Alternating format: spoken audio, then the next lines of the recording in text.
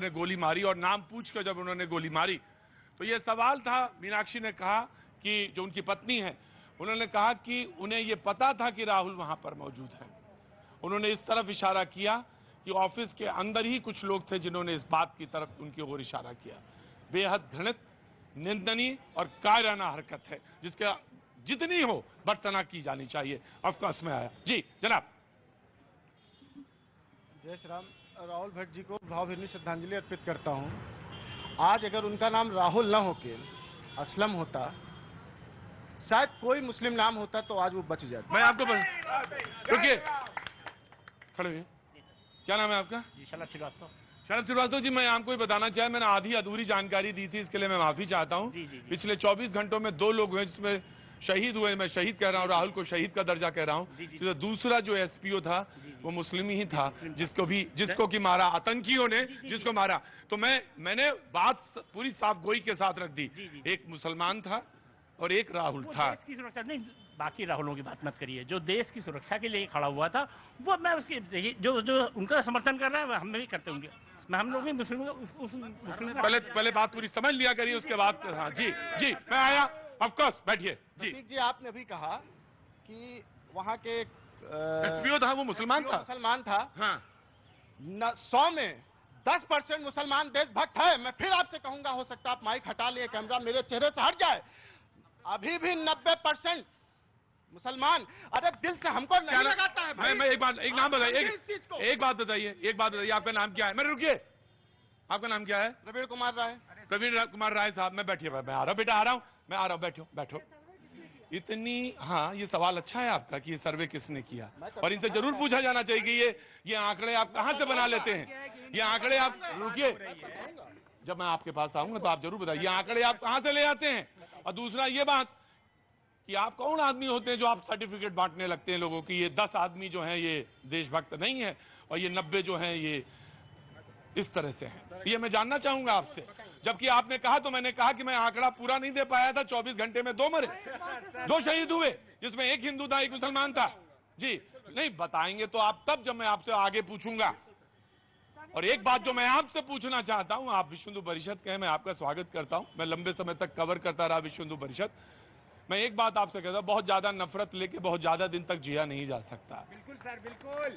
मेरी बात आपको अच्छी नहीं लगी होगी, लेकिन मैं एक बात जरूर कहता हूं कि बहुत ज्यादा दिन नहीं जिया जा सकता बहुत ज्यादा नफरत लेके। तो दिलों को कहीं से भी जोड़ने की कोशिश करिए। लेकिन हां, मैं भर्त्सना करता हूं, कायराना हरकत है, घृणित है। कोई किसी से नाम पूछे और नाम पूछने के बाद अगर वो राहुल कहे तो उसको आप कत्ल कर दें।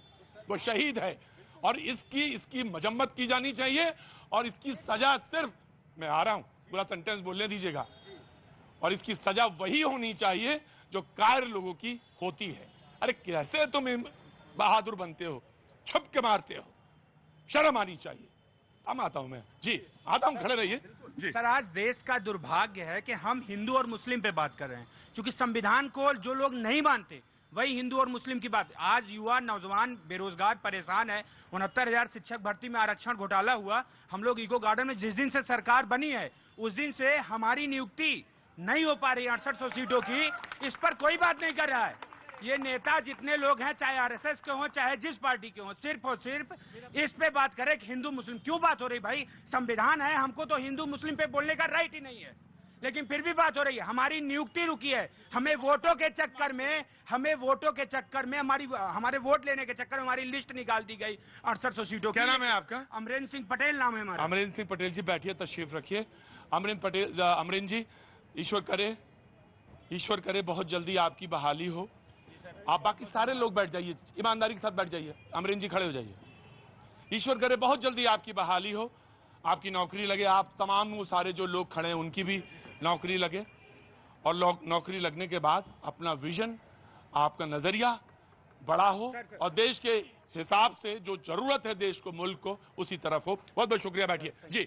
अब प्रतीक जी, आपने कहा कि नफरत मेरे अंदर भरा हुआ है। मैंने ये नहीं कहा, प्यार भी भरा है। मैंने ये नहीं कहा। मैंने कहा इतनी नफरत लेके इतने ज्यादा दिन तक कैसे जिया जा सकता है। मैं जीता हूं, मैं बताता हूं। हाँ।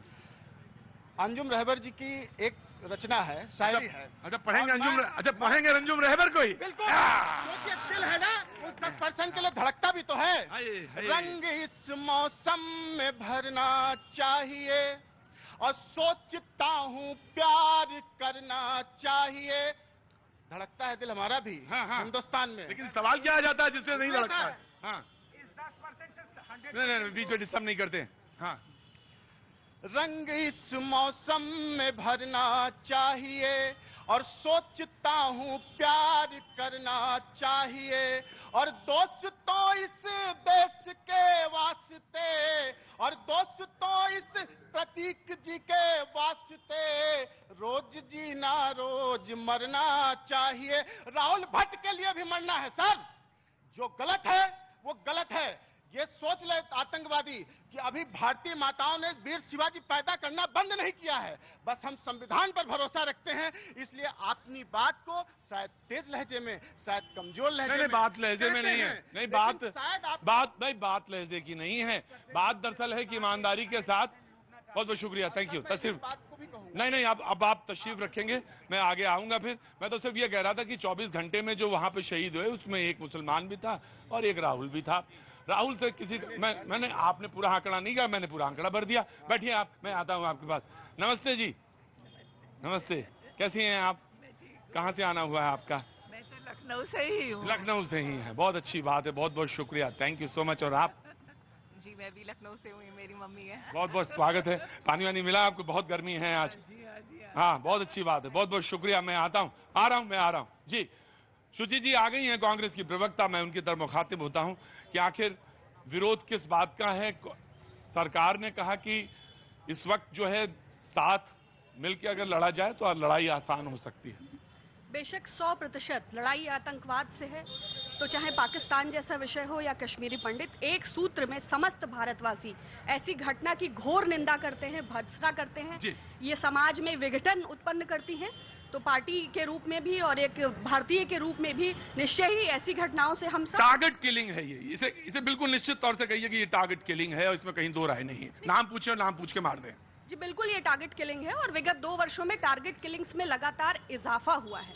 तो ये सत्ता पक्ष की भी जिम्मेदारी है, क्योंकि अगर हम 2 वर्षों में होने वाली टारगेट किलिंग्स को देखें तो इसमें हिंदू भी हैं, कश्मीरी पंडित स्पेशली, मुस्लिम्स भी हैं, सिख्स भी हैं और तमाम सारे पॉलिटिकल वर्कर्स भी हैं।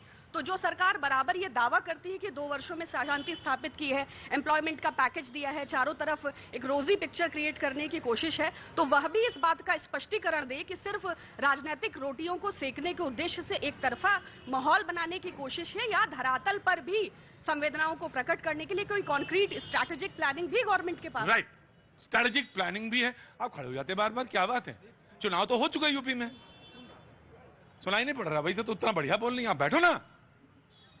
देखिए, इस पूरी घटना को अगर देखेंगे तो मुझे लगता है कि 1979 के बाद ये पहली ऐसी घटना, आतंकी घटना है कि जिस आतंकी घटना के रिएक्शन के बाद वहां का सारा जो कश्मीरी पंडित है वो विरोध प्रदर्शन के लिए बाहर निकला। ऐसी घटनाएं पहले नहीं होती थी। वास्तव में उस समाज में जागरूकता बढ़ी है और जागरूकता के साथ साथ सरकार के प्रति विश्वास भी बढ़ा है, क्योंकि दरवाजा वहीं का खटखटाया जाता है जहां से न्याय की उम्मीद मिलती है। मुझको लगता है ये जो सामाजिक परिवर्तन हो रहा है वहां के लोगों में आ रहा है कि अगर हम एक साथ खड़े होंगे, सरकार के पास जाएंगे तो निश्चित रूप से इस